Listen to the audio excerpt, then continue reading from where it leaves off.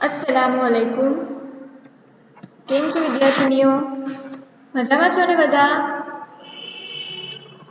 Screen जोईने खबर पड़ी गई कि આપણે આજે કયો વિષય ભણવાનો છે?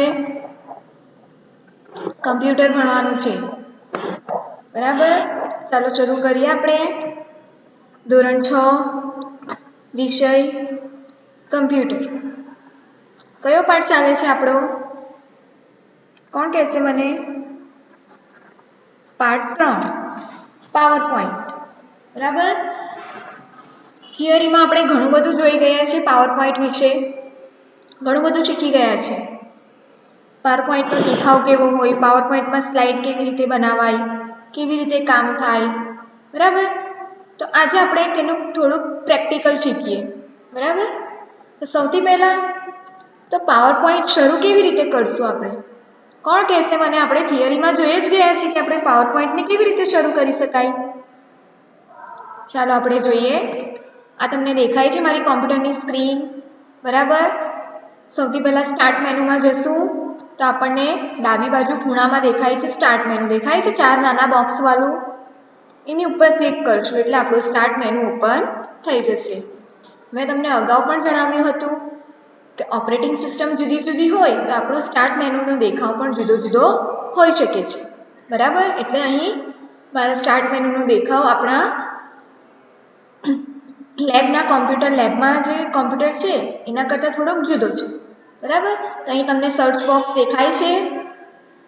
સર્ચ બોક્સ ઉપર આપણે ક્લિક કરશું.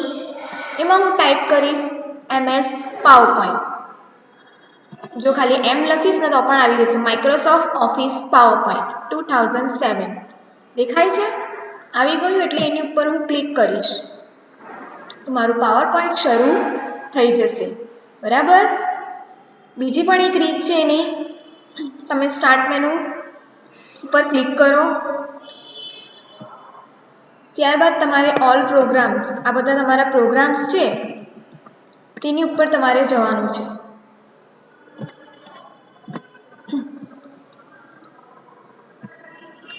ઓલ પ્રોગ્રામ્સમાં જશો એટલે તમને અહીં બધા જ પ્રોગ્રામની યાદી દર્શાવવામાં આવશે. દેખાય છે? એમાં મારું માઇક્રોસોફ્ટ ઓફિસની પણ અહીં યાદી છે. એમાંથી હું પાવર પોઈન્ટ ઉપર ક્લિક કરીશ તો મારું પાવર પોઈન્ટ શરૂ થઈ જશે, બરાબર? દેખાય છે? આ મારી પાવર પોઈન્ટની સ્ક્રીન છે, વિન્ડો છે, બરાબર? વિન્ડોની સમજૂતી આપણે ચોપડી દ્વારા તો મેળવી જ હતી, પરંતુ હવે પ્રેક્ટિકલ કરી રહ્યા છે તો ફરી એકવાર તેની સમજૂતી મેળવી લઈએ. ચાલો, તમારે મને કહેવાનું છે કે કોને શું કહેવાય, બરાબર? ચાલો, સૌપ્રથમ ઉપર જે લખેલું છે પ્રેઝન્ટેશન 1 માઇક્રોસોફ્ટ ઓફિસ પાવર, એને આપણે શું કહીશું? શું કહેવાશે? આ ટાઇટલ બાર કહેવાશે. શું કહેવાશે? ટાઇટલ બાર કહેવાશે. ત્યારબાદ આપણા જુદા જુદા મેનુ આવેલા છે, રિબન આવેલા છે. જો દેખાય છે? મેનુ છે home, insert, designs, animation, slide show, review, view. આ બધા આપણા શું છે? મેનુ છે. તો એ જે લાઈનમાં આવેલા છે એને આપણે શું કહીશું? Menu bar. શું કહીશું? Menu bar. મેનુ બારની નીચે કેટલાક રિબન છે જે આપણે જરૂર પડીએ તરત જ ઉપયોગમાં લઈ શકીએ છીએ. રિબન કયા કયા છે? પેસ્ટ, કટ, કોપી, એ બધા આપણા શું છે? રિબન છે, બરાબર? એની બાજુમાં આ બધા શું છે? ટૂલ્સ છે. તમે જે મેનુ ઉપર ક્લિક કરશો એ મેનુના ટૂલ્સ તમને અહીં જુદા જુદા દર્શાવવામાં આવશે. જો દેખાય છે? હોમ પર ક્લિક કરીશ તો એના જુદા જુદા ટૂલ્સ દર્શાવાય છે. એવી રીતે ઇન્સર્ટ પર ક્લિક કરીશ તો એના જુદા જુદા છે. Table, picture, clip art, photo વગેરે, બરાબર? એવી રીતે ડિઝાઇન્સમાં તમને સ્લાઇડની જુદી જુદી ડિઝાઇન્સ જોવા મળે છે, બરાબર? એવી રીતે એનિમેશન, સ્લાઇડ શો, ઘણા બધા મેનુ છે, બરાબર? ત્યારબાદ છે આપણું આ વિન્ડો જે તમને દેખાય છે સ્લાઇડ, વ્હાઇટ કલરની એક પેજ દેખાય છે, બરાબર? વ્હાઇટ કલરનું. એની ઉપર બે લીટી છે. બંનેમાં લખેલું છે ક્લિક ટુ એડ ટાઇટલ અને બીજામાં છે click to add subtitle. એની આજુબાજુ જે ટપકા ટપકાવાળી લીટી દેખાય છે એ લીટીને શું કહેવાશે? Sizing holders.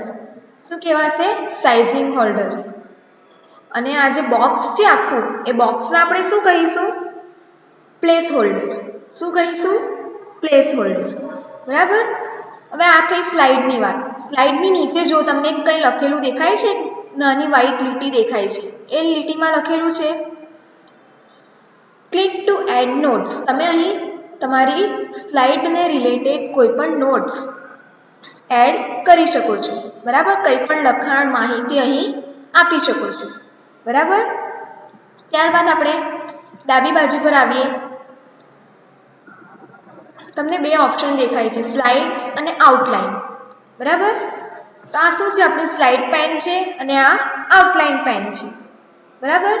તો સ્લાઇડ્સ પેનમાં તમને તમારી જેટલી પણ સ્લાઇડ્સ હશે તેની નાની નાની છબી દર્શાવવામાં આવશે, નાની નાની પ્રતિકૃતિ દર્શાવવામાં આવશે. એટલે કે તમારી સ્લાઇડનો દેખાવ કેવો હોય તે તમને અહીં સ્લાઇડ્સ પેનમાં દર્શાવવામાં આવે.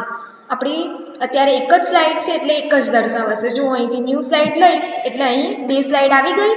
બરાબર. એવી રીતે જેટલી સ્લાઇડ્સ હોય એટલી સ્લાઇડ તમને દર્શાવવામાં આવે. આઉટલાઇન પેનમાં શું દર્શાવાશે? ધારો કે હું અહીં ક્લિક ટુ એડ ટાઇટલમાં લખું છું ABC. બરાબર. તો હવે આઉટલાઇન પેનમાં જોઈએ એનો ફેરફાર. જો મેં અહીં ઉપર ABC લખેલું છે તો એ કન્ટેન્ટ અહીં તમને આઉટલાઇન પેનમાં દેખાય છે. બરાબર.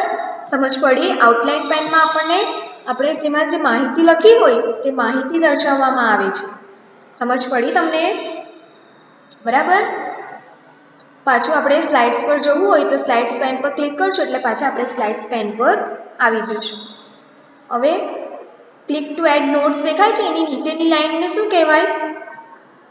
Status bar. આપણું સ્ટેટસ દર્શાવે છે. દેખાય છે? Slide 2 of 2, office theme, English. આ આપણી શું છે? સ્ટેટસ બાર છે. સમજ પડી ગઈ તમને? આ થઈ ગઈ આપણી વિન્ડોની સમજૂતી. પાવરપોઈન્ટની વિન્ડોની સમજૂતીમાં બધાને ખબર પડી કોને શું કહેવાય? અને આ ત્રણ તો તમને ખબર જ હશે. ક્લોઝ બટન, આપણે કોઈ પણ સ્ક્રીનને વિન્ડોને ક્લોઝ કરવી હોય તો એનો ઉપયોગ થાય બંધ કરવા માટે. રિસ્ટોર ડાઉન, આપણે વિન્ડોને નાની મોટી કરવા માટે. દેખાય છે? રિસ્ટોર ડાઉન કર્યું એટલે આ બટન હવે મેક્સિમાઇઝમાં ફેરવાઈ જશે. મેક્સિમાઇઝ ઉપર ક્લિક કરીશ તો ફરી એ સ્ક્રીન મોટી થઈ જશે. અને મિનિમાઇઝ કરીશ તો આપણી વિન્ડો શરૂ રહેશે પરંતુ સ્ક્રીન પરથી તે દેખાવાની બંધ થઈ જશે. નીચે આવી જશે. જો દેખાય છે? હવે પાછું અહીંયા પાવરપોઈન્ટ પર ક્લિક કરીશ, ફરી ઓપન થઈ ગઈ. સમજ પડી ગઈ? કોઈ પણ તમે વિન્ડો શરૂ કરો એમાં આ ત્રણ વસ્તુ તો તમને ફરજિયાત દેખાશે અને દેખાશે જ. સમજ પડી તમને? પાવરપોઈન્ટની વિન્ડો. એના પછીનું આપણે નેક્સ્ટ વિડીયોમાં પ્રેક્ટિકલ જોશું કે પાવરપોઈન્ટમાં સ્લાઇડ કેવી રીતે બનાવાય. બરાબર. આજે આટલું જ. એના પછીનું આપણે નેક્સ્ટ વિડીયોમાં શીખીશું. Thank you.